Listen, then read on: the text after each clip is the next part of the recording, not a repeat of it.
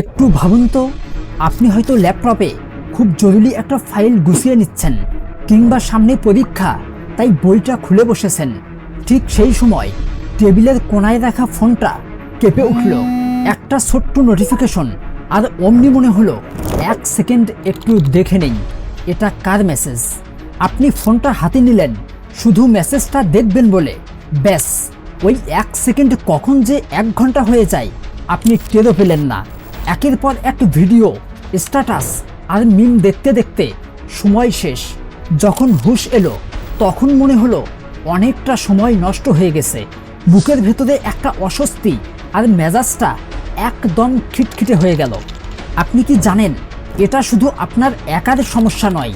এই ডিজিটাল পৃথিবীতে আমরা সবাই একটা অদৃশ্য যুদ্ধের শিকার। বিজ্ঞানের ভাষায় যাকে বলা হচ্ছে দি অ্যাটেনশন ইকোনমি। পৃথিবী কাঁপানো টেক কোম্পানিগুলো হাজার হাজার বিজ্ঞানী আর সাইকোলজিস্ট নিয়োগ দিয়েছে শুধু আপনার মনোযোগ চুরি করার জন্য। আপনি যত বেশি সময় স্ক্রিনে কাটাবেন তাদের পকেট তত বেশি ভারী হবে, আর এর বিনিময়ে আপনার সাজানো জীবনটা, আপনার উজ্জ্বল ভবিষ্যৎ আর আপনার স্বপ্নগুলো ধুলোয় মিশে যাচ্ছে। অনেক হয়েছে, এভাবে আর নয়। তাই তো আজ আমি এমন 4টি গোপন উপায়ের কথা বলতে চলেছি যা আপনার মনোযোগের রিমোট কন্ট্রোল আপনার হাতে ফিরিয়ে দেবে। বন্ধু, এই টিপসগুলো সম্পূর্ণ বিজ্ঞানসম্মত এবং বাস্তবসম্মত। আপনি কি আপনার জীবনের লাগাম নিজের হাতে নিতে প্রস্তুত? তাহলে মনোযোগ দিয়ে দেখেন আজকের এই video, the 20 minute buffer zone. আমরা যখনই কোনো কঠিন কাজ শুরু করি, যেমন ধরেন নতুন কোনো প্রজেক্ট বা কঠিন কোনো অধ্যায় পড়া, আমাদের মস্তিষ্ক তখন প্রথম দিকে খুব বাধা দেয়। একেই বলে রেজিস্ট্যান্স। ঠিক এই সময়টাতেই আপনার সবচেয়ে বেশি ফোন দেখতে ইচ্ছে করবে, পানি খেতে ইচ্ছে করবে, এমনকি যে কাজগুলোর কথা আপনি সারাদিনে একবারও মনে করতে পারেননি সেগুলো একে একে মনে হতে থাকবে। কারণ আমাদের ব্রেন তখন ডোপামিন খুঁজতে ব্যস্ত। তাই আজকের পর থেকে নিজের মনকে একটা ছোট্ট ফাঁকি দেন। যখনই কাজে বসবেন নিজেকে বলুন, আমি শুধু 20 মিনিট মন দিয়ে এই কাজটা করব, কোনো দিকে তাকাবো না। এই 20 মিনিট শেষ হলে তারপর যা খুশি তাই করব। এটাই হচ্ছে সেই অদৃশ্য দেয়াল। বিজ্ঞান বলছে, একবার যদি আপনি এই 20 মিনিটের বাধা টপকে যেতে পারেন, আপনার মস্তিষ্ক তখন নিজে থেকেই একটা ফোকাসড মুডে চলে যায়। তখন আর বাহিরের কোনো ডিস্ট্রাকশন আপনাকে ছুঁতেও পারে না।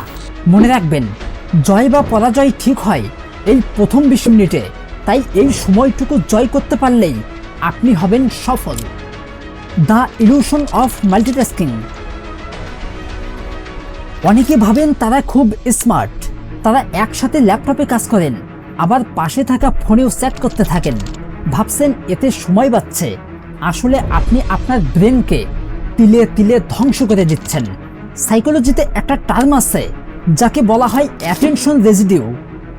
যখন আপনি কাজ ছেড়ে দিয়ে 1 সেকেন্ডের জন্যও ফোনের স্ক্রিন দেখেন, আপনার মনোযোগের একটা বড় অংশ কিন্তু ওই ফোনের ভিতরেই আটকে থাকে।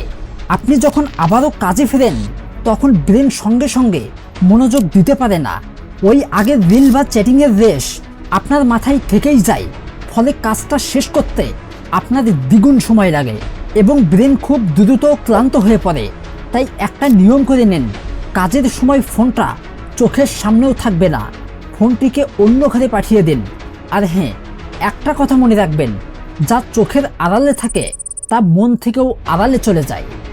Environment design.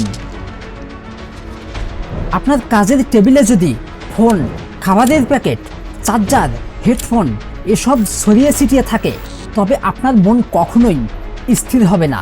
মনে রাখবেন, আমাদের চোখ সামনে যা দেখে মস্তিষ্ক সেটা নিয়েই ভাবতে শুরু করে।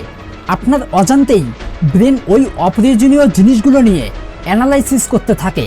ঠিক তখনই আপনার ফোকাস নষ্ট হয়ে যায়। এর সমাধান হলো এনভায়রনমেন্ট ডিজাইন।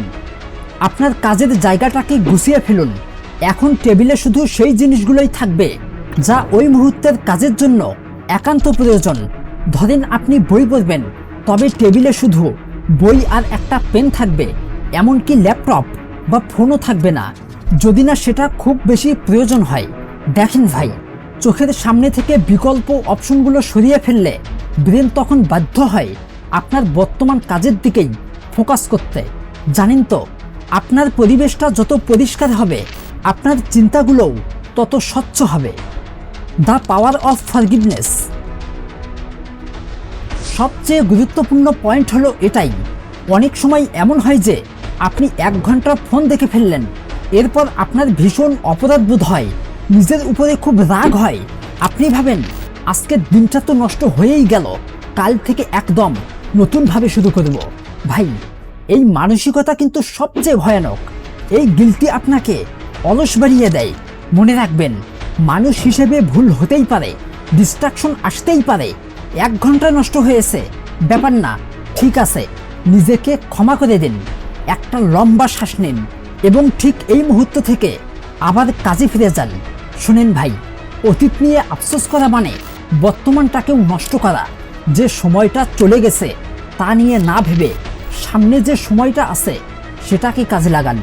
বন্ধু, যারা সফল হয় তারা কখনোই নিখুঁত নয়, তাই নিখুঁত হওয়ার চক্করে কখনোই ফেঁসে যাবেন না। দেখেন, বর্তমান এই পৃথিবীটা কিন্তু অনেক কঠিন। এখানে টিকে থাকতে হলে আপনাকে আপনার ফোকাস ধরে রাখতেই হবে।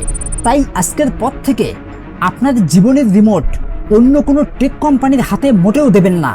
আমি দেখতে চাই আমাদের এই পরিবারের কতজন সদস্য আজ থেকে নিজের জীবনের দায়িত্ব নিতে প্রস্তুত।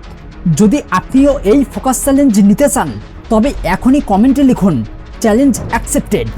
আই বিলিভ আপনি চাইলে আপনার মনোযোগ আর আপনার জীবন দুটোই বদলাতে পারেন।